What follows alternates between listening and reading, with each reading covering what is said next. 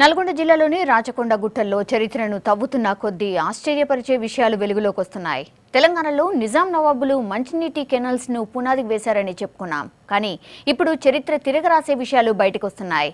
పద్మనాయక వంశస్థులు gravity technology ద్వారా ప్రజలకు తాగునీరు అందించిన కాలువలు బయటపడుతున్నాయి.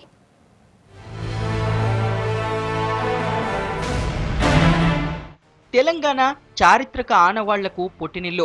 నల్గొండ జిల్లాలోని రాచకొండ గుట్టలను కేంద్రంగా చేసుకుని తెలంగాణ అంతటినీ పాలించిన వారిలో పద్మనాయక వంశస్థులు ప్రముఖులు.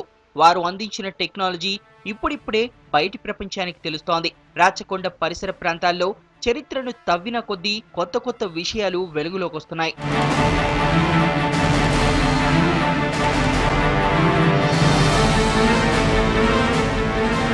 700 ఏళ్ల నాడే రాచకొండ కోటలో భూమి గురుత్వాకర్షణ శక్తి సూత్రాన్ని ఆధారంగా చేసుకుని మంచినీటిని సరఫరా చేసినట్టు చరిత్రకారులు గుర్తించారు.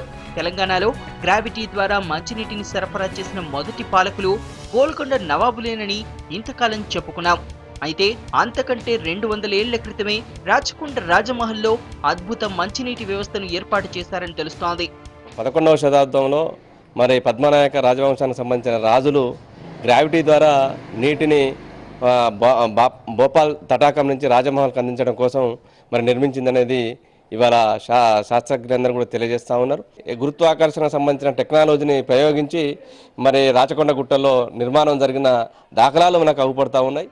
భారతదేశ చరిత్రలో మధ్యప్రదేశ్లోని రాజబోధిని తర్వాత గ్రావిటీ టెక్నాలజీతో మంచినీటిని సరఫరా చేసింది రాచకొండ పాలకులేనని చరిత్రకారులు చెబుతున్నారు. 11వ శతాబ్దంలో భోపాల్ తటాకం నుంచి రాజమహల్ కు రాజబోధుడు ఈ పద్ధతిలో మంచినీటిని అందించాడు.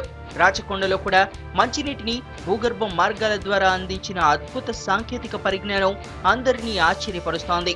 రాచకొండ కోటలో రాజులు, రాణులు, ప్రముఖుల నివాసాలన్నింటికీ గ్రావిటీ ద్వారా మంచినీటిని అందించినట్లు కోటలో ఉన్న ఆనవాళ్లను బట్టి తెలుస్తోంది. ప్రధాన కాలువ నుంచి రాజమందిరం వరకు ప్రతి నిర్మాణంలో ప్రతి గదికి నేరుగా చిన్న కాలువలను ఏర్పాటు చేశారు. రేచర్ల పద్మనాయకుల పాలనను గొప్ప కళగా భావిస్తున్నారు స్థానికులు. ఎటు నుంచి ఎటొచ్చినా కూడా ఆ కొండల చుట్టుపక్కల నీళ్లు ఉండేటట్టు వాళ్ళు ఒక ప్రత్యేకమైన ఏర్పాటు చేసుకున్నారు. ఎంత ఆశ్చర్యకరమైన విషయం. రెగ్యులేటర్ ఇవాళ బయటపడిందంటే, గ్రావిటీ కౌశలం ఇవాళ బయటపడిందంటే వాళ్ళు ఎంత శాస్త్రీయమైన పద్ధతిలో నీటి విషయంలో జాగ్రత్త పడ్డారనేది దీనివల్ల అర్థమవుతుంది. స్నానపు గదులు, మరుగుదొడ్లకు కూడా ప్రత్యేక కాలువల ద్వారా నీరు సరఫరా చేశారు. క్రీస్తు శకం 1368లో అనపోత నాయుడు నిర్మించిన 2 చెరువుల నుంచి ఈ నీటిని అందించారు.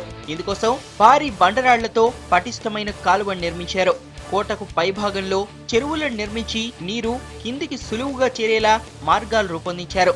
రాచకొండ, నాగాయకొండ మధ్యలోయలో పారే వాగు నుంచి రాజుగట్టు కింద ఉన్న రాజభవనాల వరకు దాదాపు చాలా దూరం రాతి కాలువను నిర్మించారు. నీరు ఇంకిపోకుండా, బయట నుంచి చెత్త చెదారం పడకుండా ఈ కాలువ నిర్మించిన తీరు ఆశ్చర్యపరుస్తోంది. పద్మనాయకుల పాలనపై అధ్యయనం చేస్తే బాగుంటుందంటున్నారు స్థానికులు.